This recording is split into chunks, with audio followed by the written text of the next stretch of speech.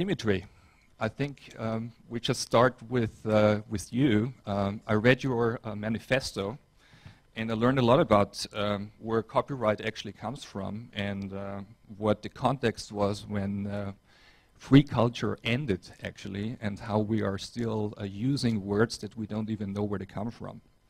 So I hope you can start with your 10-15 minute presentation and give us some understanding about the context that we're discussing here.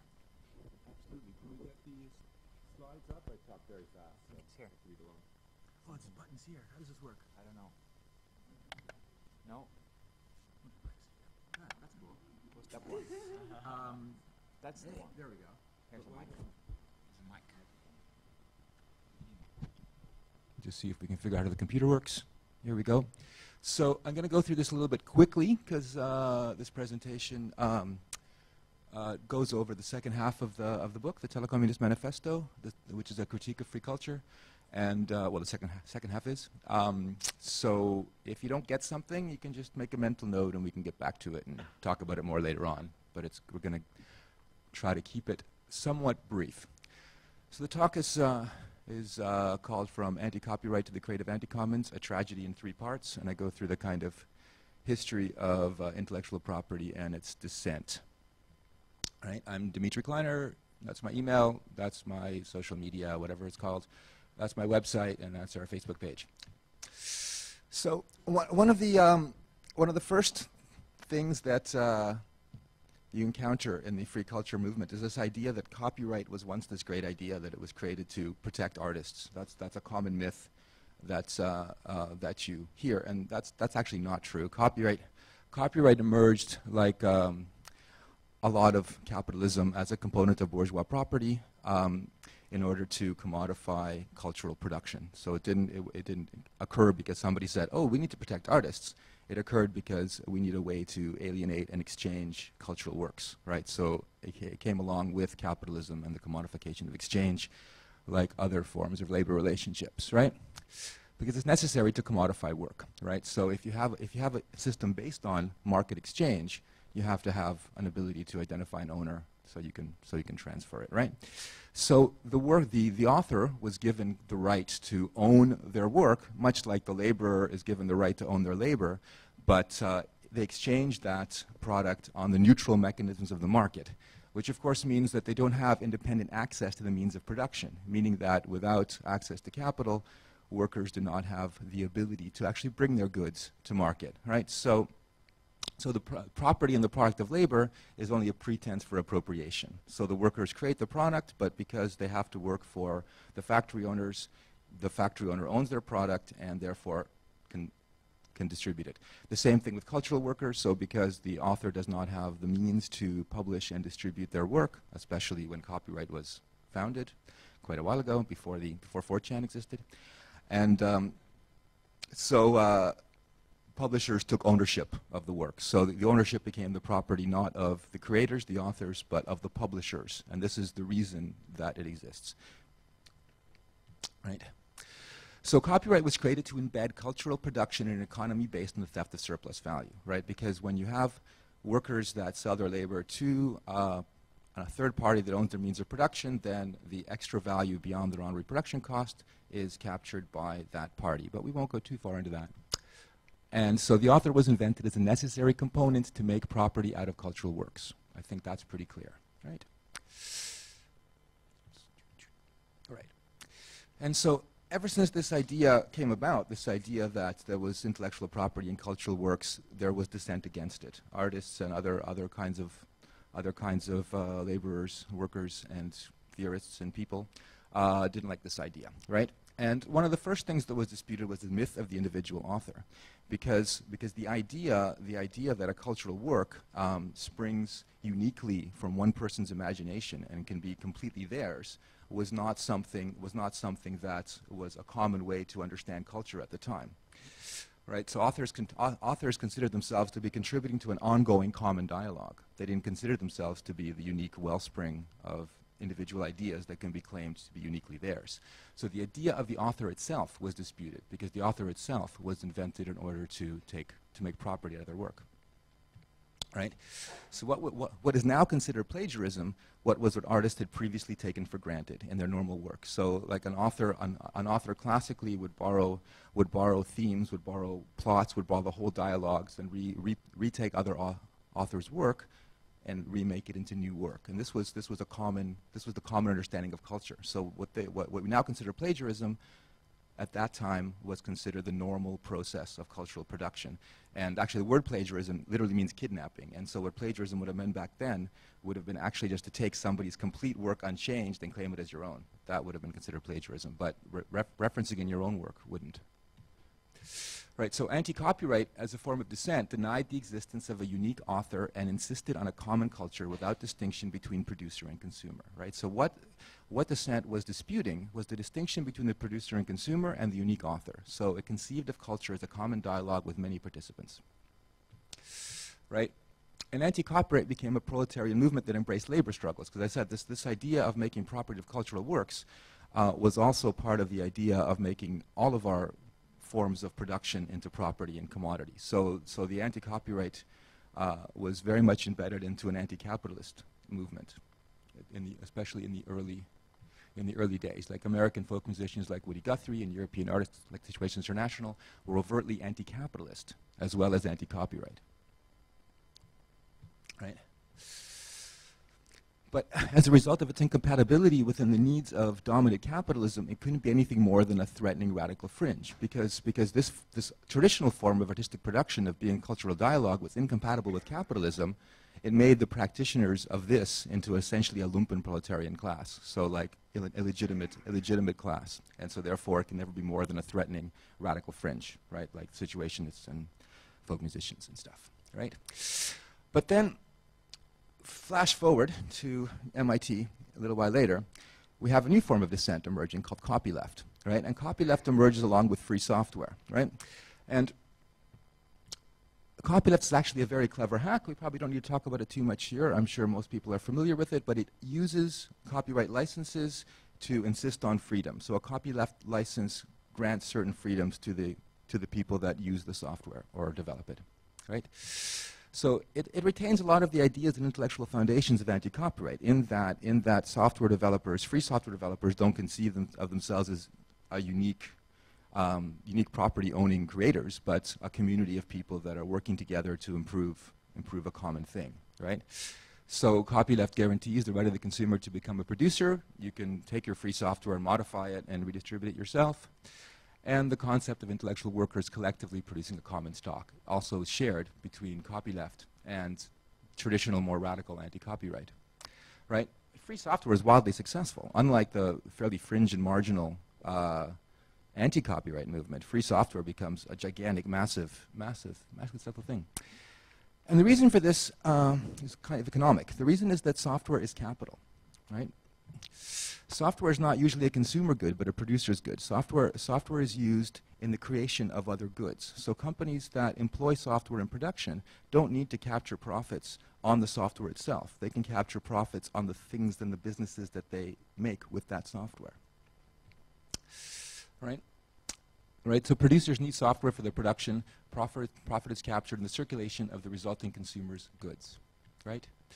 And employing a common stock together is actually a lot more cost-effective for companies than each making their own software thing. So the community of web developers benefit greatly from being able to collectively develop Apache, rather than if each of them had to develop their own web server in order to provide web hosting services, right? Right, so free software is developed by large organizations that use the software in production, right? So, which is much different than the proletarian, anti-capitalist, anti-copyright. Copyleft is not in conflict with bourgeois capitalism and is fully compatible with an economy based on theft of surplus value. So copyleft does not have the same kind of political and economic conflicts with the existing economy that anti-copyright does, which makes it able to be wildly successful, right? And so, I have a bit of formatting issue here at the top. And then we have Act 3 in this tragedy, which is about the Creative Commons, right? In which the author is reborn. Anti-copyright and copyleft destroy the author. So what they have in common is that both anti-copyright and copyleft dispute this idea of the author, right? and they return to an idea of intellectual creation as a common-based activity, right? However, anti-copyright and copyleft do not provide a means for cultural production to be funded and no answer on how cultural capacity is to be built. Because anti-copyright is you know, a lumpen proletarian fringe kind of movement, it doesn't really have much in the way of economic capacity. And copyleft, of course, either. Oh, but then we'll run out of time. We have to. Okay, I'll talk a bit slower. Here we go. Under capitalism, only capital can be free, and that's the essential conflict that a free culture has. Is that software being capital doesn't have such a conflict, right? So consumer goods like cultural works are not generally an input to production, and capital has little need for a common stock of cultural works, right? Because what capital needs, what investors want, is abilities to capture profit, and there's little demand for a common stock of cultural works. So there's no reason in particular for capitalist investors to provide any means of funding for free culture, in the same way that they actually have very many reasons to support free software. Right? Yet, content-hungry online platforms and new forms of value building based on downloading and sharing require new license models for copyright in the digital age. So copyright itself kind of started becoming in conflict with new modes of sharing and value creation, right? So where copyright was written to legislate the printing press, now it was not quite flexible enough to deal with modern forms of sharing and value creation, right? So because it treats all downloads and file transfers as mechanical royalties, right? Which doesn't work in a Web 2.0 world where people wanna upload, share, and all that sort of thing, right? So boosted by the success of the free software movement, there was like a huge appeal to artists under the false pretenses by invoking the ideals of anti-copyright and copyleft towards a remix or rewrite culture. So I don't know if anybody's seen Lessig or any of the big Creative Commons speakers, but there's this idea that the Creative Commons and the free culture movement is an extension of the previous anti-copyright movement and the copyleft movement, and it works towards a kind of a remix or rewrite culture, right? So it pretends to use copyright to create freedom like copyleft does, right? But what it actually does is it rehabilitates copyright, right? Because the whole logic of the Creative Commons is still based on the author choosing which freedoms to allow to the people that consume their work. So it actually recreates the author. So under the Creative Commons, the author is reborn as useful idiot, because when you reserve some rights, right, you're reserving them in a system that is not a neutral market. So for the author to get any value for the rights that they're reserving, they still have to sell them to the traditional copyright system, right? So if you want to actually work in media, music, books, and stuff like that, you eventually have to transfer those rights to the publishers, things like that, under the current ways of funding things, right? So the some rights include options such as non-derivative and non-commercial, right? So in order to protect their ability to deal with the established media and publishing industry, most artists that employ the Creative Commons include options like non-derivative and non-commercial. And this effectively denies the right of the consumer to become a producer. So the whole central concept of anti-copyright and copyleft, disputing the original author and making it possible for the consumer to become a producer, becomes impossible for the majority of work under the Creative Commons, which include non-derivative and non-commercial clauses in the terms under which these things are published. So the works in the Creative Commons are not free works. The Creative Commons is not a commons at all, but rather an anti-commons where works can be freely shared on online platforms, but are a result of restrictions and incompatibilities among licenses do not actually Creative Commons. So the Creative Commons solves the problem on how do you upload things to various like Web 2.0 file sharing things and creates more grains of copyright, but it doesn't actually challenge the idea of the author, and it doesn't insist on the ability for the consumer to become a producer. It doesn't insist that culture is a common dialogue, despite the name, right? The consumer is denied the right to become a producer in something like 80% of the works under the Creative Commons and virtually all the significant ones, right? So the Creative Commons is not really not really anti-copyright or copyleft, but rather it's copy just right, right? Copy exactly right. Copy like exactly for what you need. Right? And it's a model of property-based content distribution that eliminates some mechanical royalties. So that's really the target of the Creative Commons, is to eliminate some forms of mechanical royalties so that value creation and sharing can exist with new media without actually changing the property relations of cultural production. So the Creative Commons is an anti-commons, right? So this is the last part here, a little epilogue. So the antidote that we propose in the manifesto to copy just right is copy far left, which sort of builds more upon the copy left tradition, right? So copy far left acknowledges that neither anti-copyright nor copy left provide a means of economic support for cultural producers, but it tries to stay within the ideals of anti-copyright, right? So copy far left employs the non-commercial license clause by Creative Commons license. In fact, the model for copy far left that's in the book is actually a fork of the Creative Commons non-commercial license. We've lost full screen, but we're almost at the end. We'll make it if you can stand the Internet Explorer eyesore. But it limits the non-commercial clause that's found in the Creative Commons non-commercial license by explicitly allowing commercial use by cooperatives, collectives, nonprofits, independent producers.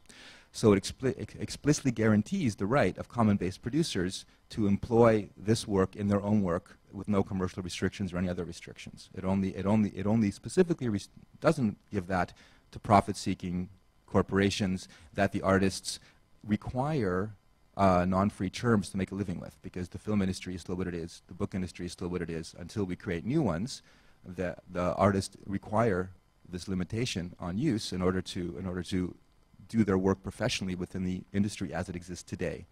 But at the same time, creates the possibility for a commons-based industry to emerge and doesn't prevent it in the way that non-commercial clause does, right? So by explicitly allowing commons-based commercial use, copy far left retains the ability for consumers to become producers, right? So long as they don't become exploiters. Right? And by allowing commons-based commercial use, copy far left is compatible with a proletarian movement towards a worker economy. So people working within the commons can fundamentally ignore the license. It doesn't exist for them at all, because they're operating with a commons-based community, and it doesn't place any restrictions on them. It specifically excludes them from the restrictions. Right? But by denying commercial use for profit-seeking organizations, copy left allows non-free licensing to remain a source of funding. And realistically, given the industry as it is today, for most filmmakers, musicians, authors, that source of funding is all there is. I mean, there's a few of us in the free culture community, but this is a fringe community. And to imagine that the entire film industry and the entire music industry, the entire publishing industry can overnight transform into a free cultural industry is, I think, not realistic, which is actually proven by the fact that the vast majority of the works currently in the Creative Commons put non-commercial clauses on their work. Free culture cannot exist without a free society, and so cultural workers must be self-organized to work towards a free society in solidarity with all workers. This is the only thing that will actually really change. So, like, if we don't like the book industry or the film industry or the movie industry, artists by themselves can't change that. They can only change that in solidarity in a broad coalition with other workers to create a new kind of society in which values exchange differently and things are produced differently. And that's all for that.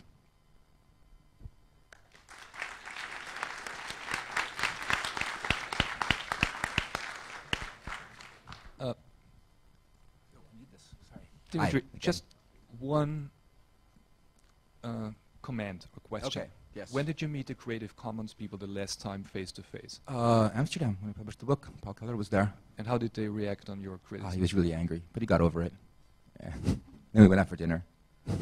No, seriously, what was his comment?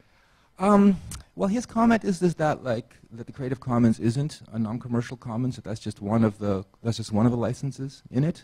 But I'm not even sure he really takes that as a valid criticism, because the fact is that 80% of the work is non-commercial, and the fact is that it's the author that gets to decide. So as the point of view of a commons-based producer, the material in the Creative Commons is not a commons to a commons-based producer, because it's not guaranteed that you have any kind of access to it. So it's true, you can put things in the Creative Commons under some of the more liberal licenses, like the regular copyleft license, but then this sort of creates the idea that, first of all, this is possible for most workers, so that filmmakers and musicians and books can simply just, abandon their restrictions and still make a living, and that's not quite true. And second, the fact is that they're not. The fact is that the vast majority of the work in the Creative Commons and all the significant, like, and by significant I mean stuff that is republished, like Cory Doctorow, Wu Ming, Jim Monroe, and like all of the people that are actually making a living as professionals, writers or whatever, use non-commercial clauses, every single one of them, right? So that means these works are not in the commons in any kind of meaningful sense. You can't take a Wu Ming book, as great as those books are, you can't take a Wu Ming book and make a graphic novel out of it, for instance. You can, because that would be a commercial use, right? Yeah, and then you don't eat, right? Unless you have another kind of job, which is okay if you want to be a part-time artist. But I mean, for the scale of certain kinds of works, I think that it's kind of unrealistic to expect people to work in a cafe by day and then make a great film at night. It can happen, of course, and it does happen. But I don't think that it's realistic to plan our cultural capacity that way, because at the end it's about how we conceive our cultural capacity. Do we think that art and culture is just things we should all do in our spare time, or do we think that art and culture is things that our society should provision capacity for, right? And if we want to provision capacity for it, then we have to think about it in economic terms and where that capacity comes from economically. Are there any comments from your side at this stage, Elizabeth? I have some comments, but I think I'll. You'll wait. Yeah. You hold, okay. Okay, any comments, like any burning issues for now that need to be, raising questions and comments right now at the moment? We have plenty of time later on. That was a lot of food for thought for now. But any comments?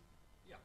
Dmytri, could you explain how to distinguish between the hierarchical and commercial, the bad guys, and Well, what about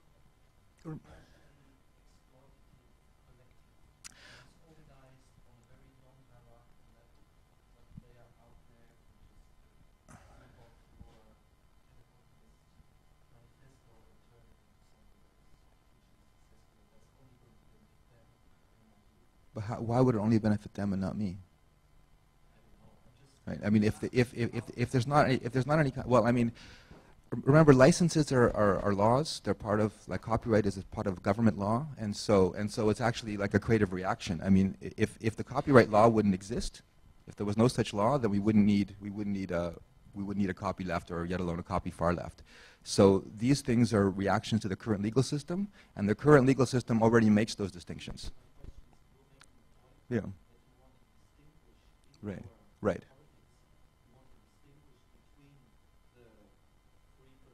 Right. But we don't need to make those distinctions. They already exist. But they already exist. Look at your tax code. I mean, these are forms of organizations that are already, right? And you're right. You would have to have a company that didn't have a profit interest. I mean, we don't dictate the laws. The laws of the country. I mean, the idea of what kinds of forms of organization are available in any given country is a factor of what the country is, right? But there are already tax laws. There are already ways to distinguish. I can't impose that, and it's not going to be a perfect system. Just like copyleft itself is not a perfect system, right? So for me, it's much more about a statement of ideals, like the kind of terms under which we want to operate. And it's really up to the courts to make those calls when they actually get challenged, if they get challenged, right? And whether if somebody sued you for a copy far left violation, and you said, but I'm an independent producer, so even though my company is for profit, I don't actually have any capital or employees, I don't know what the judge would say. I would be on your side. I would say, that's okay, he's only one person, so even though the form is that, but this is a question of law, and copyright is a law, and copy left and copy far left are attempts to hack that law to create other forms of interaction within that structure. It'd be better if we could overthrow that structure, but we can't, not in one step anyway. So these are meant to create forms of interaction that can still exist so long as we still have this copyright system and this media industry as it is. I've actually decided I want to respond a little bit. So I have actually spent many years as an activist and advocate in the free culture movement. I started the free culture group at Harvard back in 2004 or 2005 and have been very involved in the student-related movements. And first of all, I think that there are some assumptions, and I'm assuming that you're getting your definition of both free culture and what free culture activists think from Larry Lessig. For example, when you said that free culture activists think that copyright is a great idea to protect artists.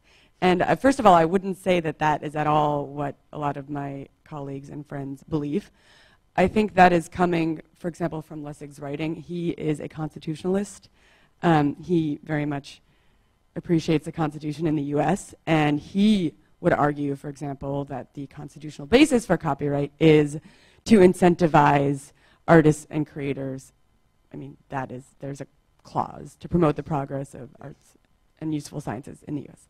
That said, I don't necessarily believe that the vast majority of free culture activists would say that copyright is a great idea to protect artists. Richard Stallman, founder of the free software movement, has famously said he has a list of words. Has anybody seen this list to avoid? If you send an email to Richard Stallman and you use one of the words to avoid, he will respond with, have you gotten this, Peter? Yeah, I have too. With the reason as to why you shouldn't use this word. And examples would be intellectual property. He doesn't like the word protect. You cannot use the word protect when it comes to copyright. You have to use the word restrict. You can't say digital rights management. It has to be digital restrictions management. And you can't call somebody a hacker. He doesn't like that. Hackers are crackers. Anyway, so that said, I would argue that, first of all, you're coming in with the assumption that